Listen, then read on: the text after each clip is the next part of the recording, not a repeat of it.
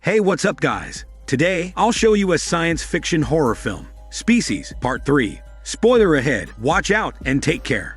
The movie resumes the time when lifeless Eve lies inside an ambulance. Unfortunately, the chopper loses track of the vehicle because the main driver, Dr. Abbott, detours from the road. Abbott wants to steal Eve's body so he can create the purest alien strain out of her DNA. However, his plan is disrupted when the co-driver orders him to stop the car because they're straying from the plan. Abbott then threatens the co-driver with a gun if he doesn't shut his mouth. Suddenly, the astronaut Patrick's half-breed son emerges behind and unexpectedly extends his juicy tongue, not to tongue massage, but to eliminate the co-driver. Abbott runs to the back, witnessing Eve come to life and give birth to an offspring. The half-breed once again attacks and strangles Eve to death, pushing Abbott to steal the fat baby and flee from the crime scene. The chopper eventually locates the ambulance, only to find Eve's body. A government agent orders a full autopsy on Eve and a manhunt for Abbott. Months later, Abbott returns to teaching at a university. He also keeps Eve's baby locked in the laboratory of his house basement to let her mature. Meanwhile, a graduating college student named Dean tours remarkable guests to the power plant facility, where the prototype fusion reactor is built to create limitless fusion energy out of a clean chemical reaction. Unfortunately, Dean can't demonstrate the reactor's potential since the department head, Dr. Turner, isn't around to activate the machine. Dean eventually ends the tour because his roommate and classmate, Hastings, motions to him it's time for class. Soon, Dean arrives at Abbott's class, who's discussing the existence of viruses. When the class finally ends, Dean and Hastings go out to the field. Just then, Turner approaches Dean to talk about something important. Meanwhile, Abbott stands near a public bulletin board and eavesdrops on Turner and Dean's conversation. Dean struggles to obtain results from his multiple projects in different programs, so the department gives two options to Dean. He must soon find an approved project overseen by a professor, otherwise, the department is going to forfeit his scholarship for the succeeding semesters. Abbott shortly goes home, but he becomes disappointed upon seeing his cat mauled to death by Eve's offspring. She's a little girl now, who's very hungry. Therefore, Abbott and the little girl feast on a lobster as a special request by her. Abbott instructs her to use silverware, but she only pushes them away and continues using her hands. When it's time for dessert, Abbott calls her by the name Sarah. Next, Abbott tucks Sarah to bed. He promises her that she can roam the house as long as she won't go outside. But she can't go out because she's a unique creature who carries a message that needs to be heard. Abbott yearns to know the purpose of why she's sent to Earth, so he takes care of her while waiting for the revelation to arrive.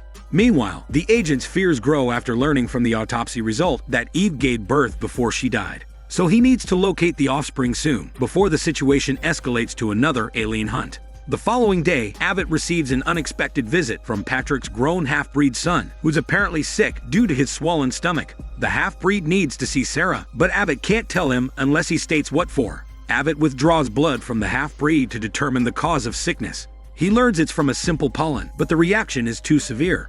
He then tries to cure him, but things only worsen as the half-breed oozes acid from his enlarged pores, and then his abdomen erupts large tentacles. The half-breed dies, and Abbott deduces more half-breeds are coming to get his help.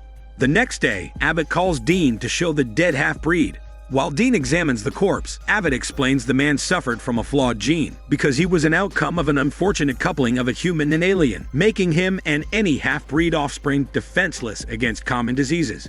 Abbott then explains his plan to bioengineer a perfect and disease-resistant alien species. But first, they need to dissect the body, then strip out the disease-prone human DNA, and lastly, create a purer strain of alien nucleic acid. Meanwhile, Sarah undergoes the chrysalis stage to mature into an adult. Just then, Turner unexpectedly visits Abbott's house to investigate the lab in the basement, and he encounters Sarah standing naked before him. Sarah tempts Turner to mate, but she changes her mind midway. Her abrupt discontinuation provokes Turner. His hormone persistence forces her to transform into an alien form, and she kills him with her GPS tentacles to trace and pierce his forehead.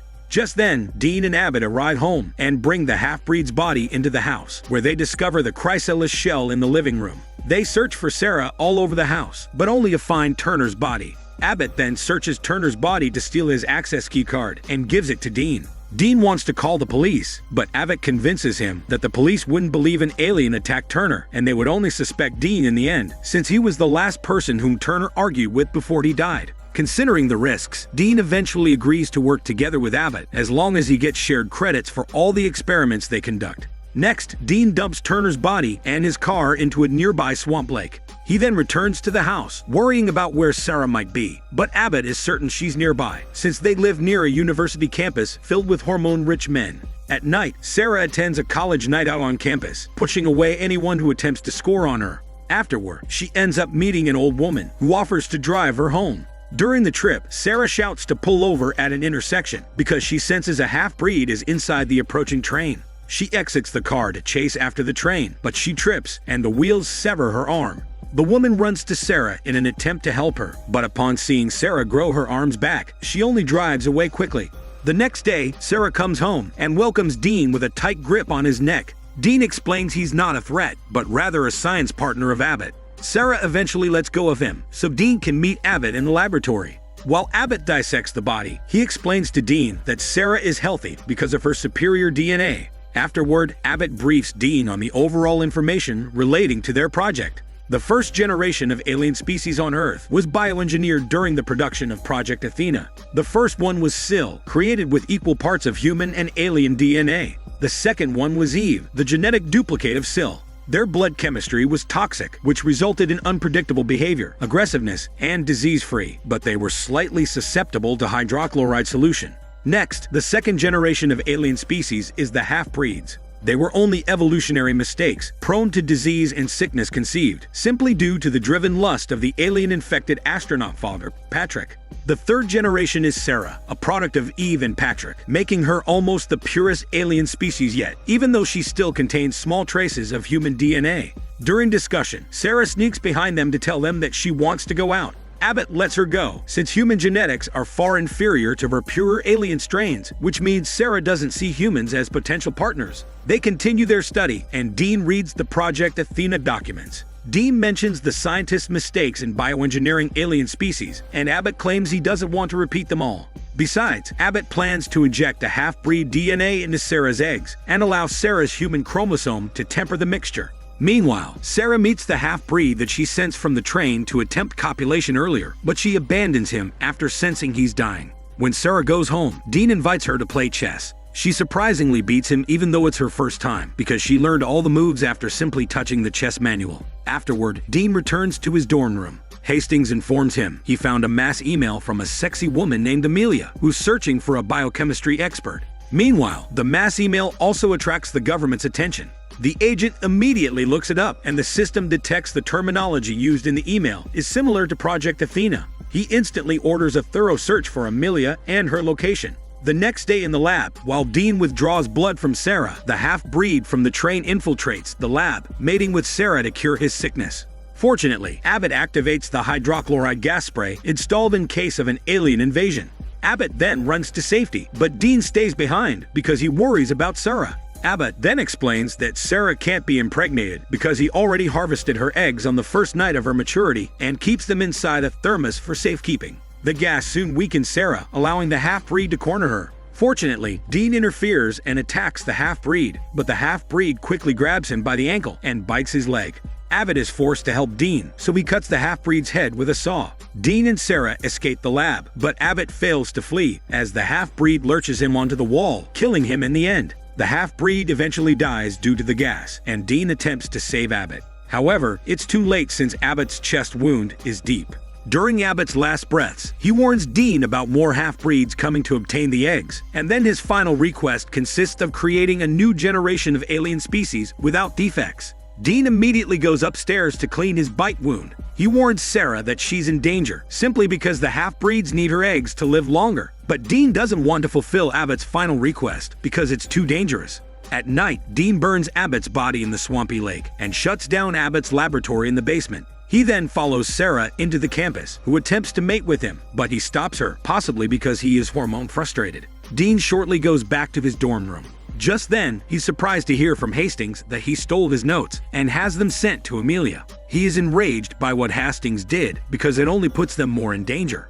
However, Hastings only sees notes as fictitious jokes and nothing more, and assumes Amelia is only crazy for taking interest in something fake, so he sends his address to Amelia.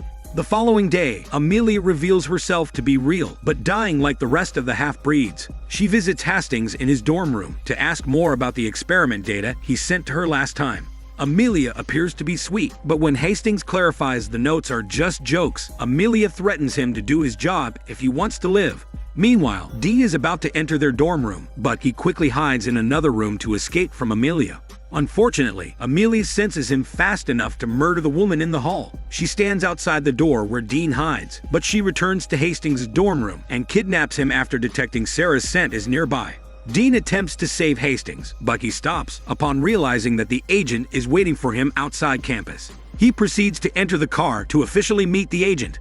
The agent asks what the aliens want from them, and Dean guesses they need someone scientifically smart to bioengineer a new alien strain because the current half-breed generation is considered an endangered species. The agent then tells Dean they need to stop their plan to multiply and spread, so they go back to the dorm room and allow Dean to hack into Abbott's file to learn about the aliens' weaknesses. It turns out the hydrochloride gas can be used to weaken them, but not enough to kill them. Meanwhile, at Abbott's lab, Amelia impales her nail into Hastings to rush him to do his work. She goes upstairs to vomit as her skin rots and oozes liquids. When she returns to the lab, Sarah wants to quit, but Amelia convinces her that she's their only hope to survive. Hastings almost finishes the procedure that night. Once the half-breed DNA is injected into Sarah's egg, they will create a new generation of alien species and let it mature over time. However, Hastings fails to eject the DNA on time because Dean and the agent just throw the gas bomb into the lab to force the two aliens to exit the house. Hastings immediately escapes from the house with the DNA and Sarah's eggs and reunites with Dean and the agent outside the car. The three men drive to the power plant building, luring Amelia and Sarah to follow them. Afterward, Dean separates from the group to activate the reactor using Turner's key access card, whereas the agent and Hastings lure Sarah in the heights using her eggs. Dean activates the timer for the reactor to explode, and he shouts at the agent from the grounds to pass the eggs down to him. Hastings then throws to deliver the thermos to Dean. Dean enters the reactor's interior, luring Sarah and Amelia inside as part of the plan to trap them. Amelia begins to attack Dean and eventually obtains the thermos from him. Afterward, she begins performing a smelly workout with him, but the grounds tremble as the core is about to explode. In the control panel, Hastings and the agent worry about Dean, because if he doesn't close the shaft on time with the remote control, the whole facility will explode.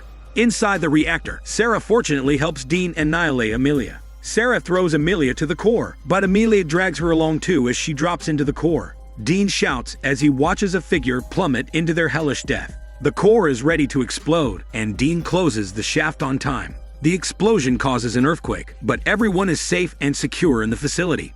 Later, Hastings and Dean are resting in their dorm rooms as they watch the agent in the news accuse Turner of being involved in the explosion at the facility. 3 weeks later, Hastings discovers Sarah is still alive in Abbott's house because of Dean's help. Dean explains he saw Sarah clinging to her life after the explosion, so he saved her. He also created a new male alien species, using the remaining half-breed DNA, but free from detrimental human strains this time. Dean then criticizes Abbott for relying on Sarah's egg, because nothing can be made out of her own genetic material, when it should be using another alien DNA with her eggs to create the new species. When the boy finally matured into an adult, he became Sarah's boyfriend. Afterward, Dean and Hastings send the alien couple on a journey. It turns out, Dean made the boyfriend sterile to prevent their species from multiplying. But Dean just created a male counterpart for Sarah, so she's not alone in life. This is Daniel CC Movie Channel. Stay safe and enjoy your day.